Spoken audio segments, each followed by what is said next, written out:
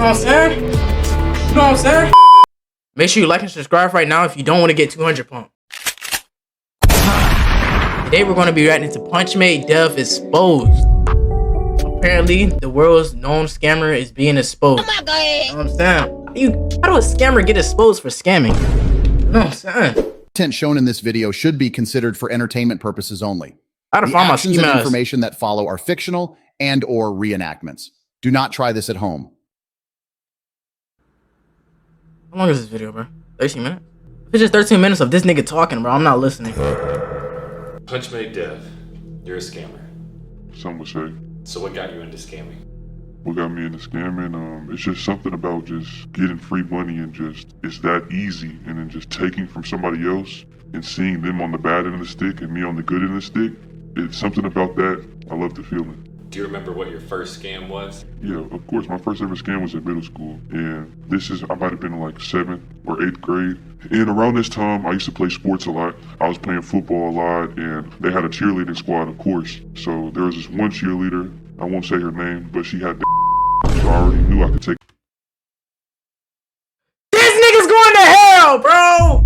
No! Bro, what is up with this man? Take advantage of her. And basically, I texted her a message acting like Cash App support. And I know she had a little bit of money too, because you know, special needs people, they get those disability checks. I know her parents were giving her money for lunch food and to spend in the cafeteria, because she would always go in there. See, me, I had just the regular lunch. She would have the special lunch, and she would have cookies and chips. So that already pissed me off to see her doing better than me. So you cannot be for real. I basically logged in. I asked her for her password. I said if she doesn't give me her password, her account will be deleted, and the IRS will be after her. Like something along those lines. And she texted me her password. Then I said I need the code. I got the code. I logged in. I sent myself all the funds. And I also logged into her Instagram. I posted on her account and just ruined her entire career. Boy, ain't no fucking way, boy. Because a lot of the teachers, a lot of the parents follow her. Because you know, people just for some reason tend to cater to the people. So everybody's seen the post. I was posting, making it seem like she's racist, posting and saying nigger and doing all of that, and she ended up getting. This nigga's fucking evil, bro. This nigga's doing the devil's work.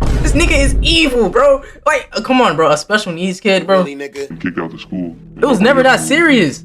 So how does it make you feel after doing something like that to somebody? I mean, how does $5,000 feel? How does $10,000 feel? A lot of people don't ever see that. A lot of people don't even have that, acquire that once in their entire life. So I would say I feel great. Now for the other people, I can't tell you how they feel. But I can tell you I don't give a f. What has Your food is here. Your food is here. Your food is here. Oh, are you screaming? been your most profitable scam to this day? My most profitable scam, I would say wires. How much do you make off of one wire? It depends on what type of account it is, what type of person that is. If it's a business account, a company account, a personal account. But I will say my biggest wire was for $350K out of a business account. Off of one wire? Yeah, one wire out of a business account. They did blow up slides like for the kids, and I don't want to see any of the kids happy. So after, bro, this nigga's evil, bro. Do you not feel paranoid at all? I don't feel paranoid. I know exactly what I'm doing. I've been doing this for years. Still haven't been caught to this day. A lot of people try to compare me to maybe Bandman Kevo, Hush Puppy. I'm not them. Huh? I'm not Al Capone. I'm not them. They don't know what they're doing. I'm anonymous on the internet. I will never be caught. It's impossible. I'm invincible. I'm Punchmade Dev. So let's talk about that. Punchmade. Hold on, bro. Hold on, bro. Y'all ain't gonna understand what I'm eating, bro. We do not care. Dev. Aside from scamming, you also rap. You make music. And in a lot of your music, you talk about scamming and all of the terrible things that you do to people. I mean, I say it's a hobby. I will say, ruining a bunch of people's lives, scamming a lot of people, you lose a lot of friends, you lose a lot of family, so I don't really have anybody to talk to. So me making music is just my way to tell my story, and I feel like my story needs to be heard because I'm not getting enough credit for ruining these people's lives. When I see somebody get scammed, or when I see somebody's life go from great to terrible, they're not giving me enough credit. So you feel like you're a good role model? I feel like I'm a great role model. I'm teaching kids on how to not care about others' opinions and only think about themselves. What he said, and only what? I'm a great role model. I'm teaching kids on how to not care about others' opinions and only think about themselves. See, a lot of people just want to think about helping everybody else and putting everybody else first. And if you put yourself first, you don't got to worry about relying on anybody else. You don't got to worry about another person's opinion. You can just do whatever you want. You could own the world. The world's in my hands.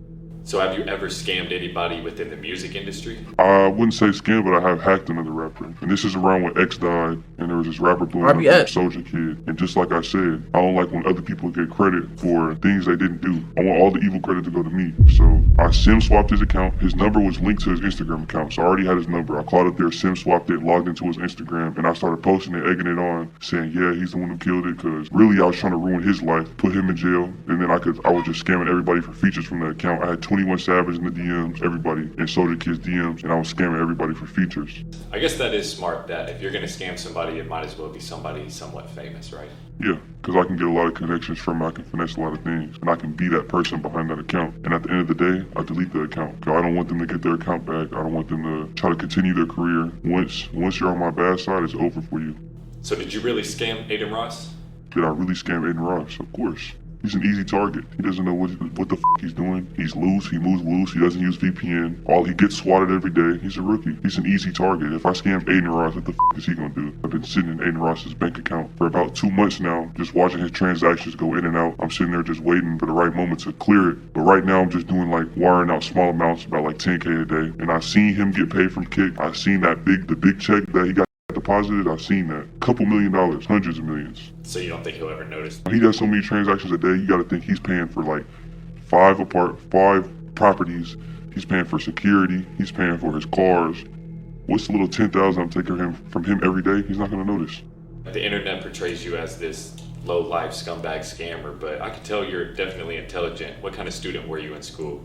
Let's say I was a decent student. Of course, I cheated on all my assignments. I knew how to get by. I knew how to talk with the teachers, but in school, I wasn't really interested in school. I was interested in making money and other things.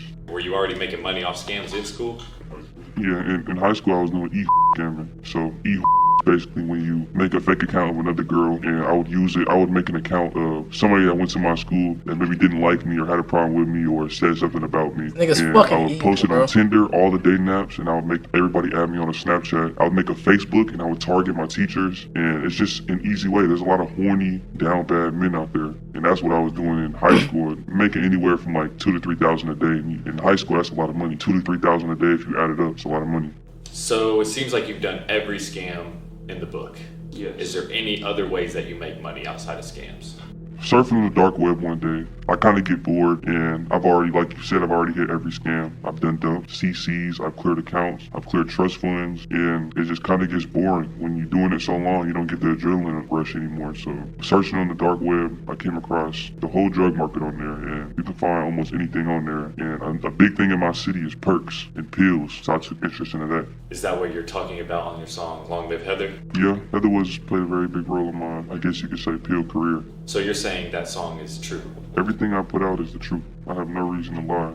I already make plenty of money behind the scenes, so like I said, I lose a lot of people. A lot of people don't fuck with me, so I really don't have nobody to talk to or tell these stories. So I just put it all on my music. That's just my outlet. So I know you kind of walked through it on the song, but could you give us a more in-detail narrative of the Heather story?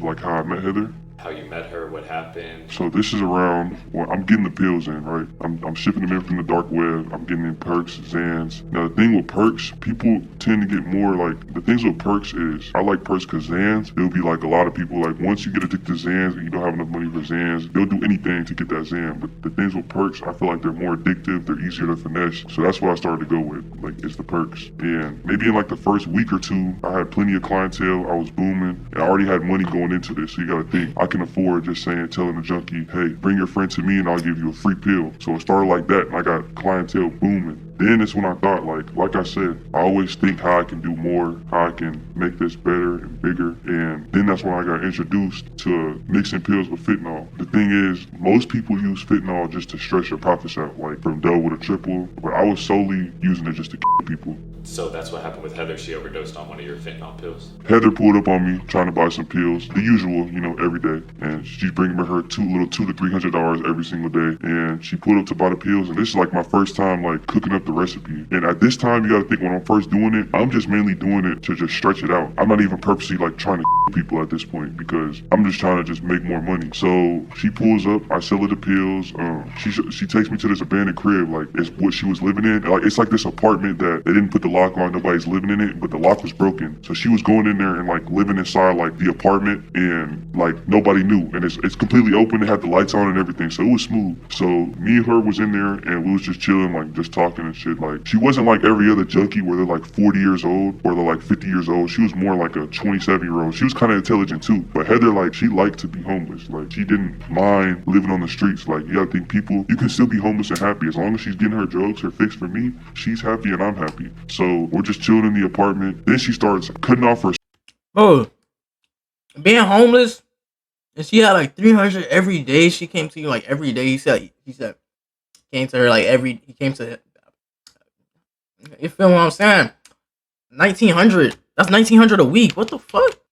I thought I was smart. Circulation, and she starts cooking up on the spoon, and she's cooking up the heroin, and it's the first time I ever even seen this. And then like she cooks it up, like gets her veins out, and she sticks the needle in her veins and like puts the needle in and goes like straight fiend. And I seen her do that, so she was already high. And like I said, I'm not thinking nothing. And this is my first time. I'm a little nervous because like this is my first time like cooking up a pill, and it's like my #1 customer. So long story short, I gave her the pill. She took the pill. 5 minutes later, like she starts like like that, and she starts having a seizure. The thing like a lot of people don't know about Heather is she's like the type to just like joke around and play. So I'm sitting there laughing at her until she starts like foaming out her mouth. And at this point, I'm just. That's a knee slapper. I beg your pardon? Dying laughing. Like that's what really like made me addicted to just seeing how easily I can remove somebody from this world. That's what like really got me into just, instead of stretching it, I want to do that every time. And right after that, like I said, Heather had money. So right after she had the seizure, foaming out her mouth, I went straight into her pockets, took everything she had, took all the drugs she had and resold it. So it was almost like entertainment for you. It was entertainment for me. So it's entertaining for you to just ruin people's lives. Yeah, it's entertaining for me. Do you have any other stories of people's lives that you've ruined? I will say another like target that I like to do is like cancer patients. And the reason I like to target cancer patients is because they know they don't have much longer to live. So they're so quick to just take any risk, like live by their last day because they have nothing to live for. So, and I have everything to live for. So as a rapper, you've gone by Dev Take Flight, OBN Dev, and now Punch Made Dev. Is there a reason behind the sudden name changes? So I would say back in the day, I wasn't always the most intelligent, so I was still learning. So I would do my dirt on Dev Take Flight, and when I can feel them closing in, switch my name to another name, and I changed to OBN Dev. That's what I really got into scamming. And like I said, I'm still young, I'm still learning. Changed my name, moved states, moved countries, wherever I did. I won't tell you exactly where I moved, and then that's where I ended up at. Punch Made Dev. And then that's when I got into scamming, selling pills, everything, anything that'll make me money easily, anything illegal. So you just kind of wipe the slate clean and start fresh? Yeah, start fresh. Do you feel like you're gonna have to do that soon and change your name from Punch Made Dev to a new one? Nah, because now I've learned much more from the past. Like I've learned from my mistakes, and now I'm invincible. Now that I've made it through all trials and tribulations, I'm completely invincible. Like I'm more powerful than I ever was before. So Punch Made Dev is here to stay? Punch Made Dev's here to stay. I won't ever go anywhere. I will never be arrested. This will never be an incident, and nobody can ever stop me. So where do you go from here?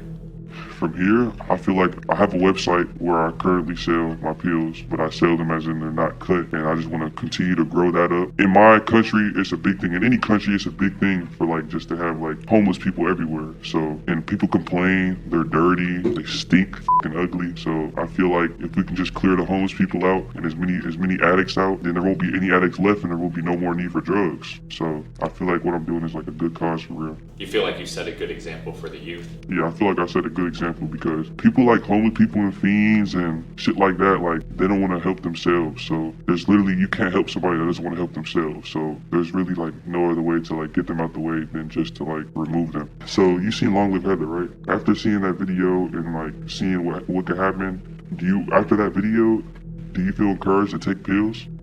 Or do you feel like you don't ever want to take pills? Right, after watching the Long Live Heather video, I would never take a pill. Yeah, so it's like, I'm basically teaching the kids and the youth to not do drugs, to not fall off their feet, to not be homeless, to not be a bum, because if you do, you'll be in the hands of me, and that's not good. You won't get out. You won't make it out.